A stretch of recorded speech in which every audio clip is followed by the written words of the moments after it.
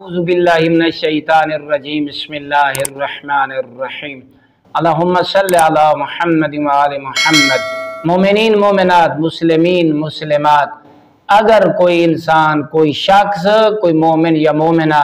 قبرستان دے which one کے سورہ یاسین دی تلاوت کریں دے تا اللہ تلاوت کرنے والے کو کیڑا اجر اور ثواب نصیب فرمائیں دے،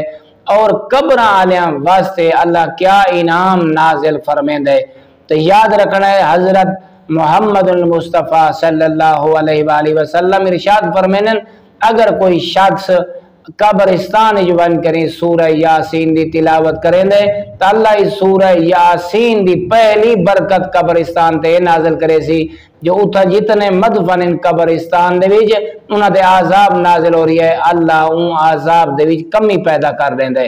اور پڑھا نالے دے نام اعمال وچ اللہ ان قبر دے وچ جتنے دفن انہاں دے تعداد دے برابر نیکیاں درج فرمائیں دے۔ مومنین مومنات، ساکو چاہیے اسا آئمہ خدا علیہم السلام دی تعلیمات تے عمل کروں، دیکھو ساکو مفتیاں نیکیاں ملوے سن اور انہاں دے عذاب دے بھی تخفیف ہو گئی، خالق اکبر اسا سارے کو قبرستان دے وچ ونجن اور قبرستان دے وچ بیٹھ کے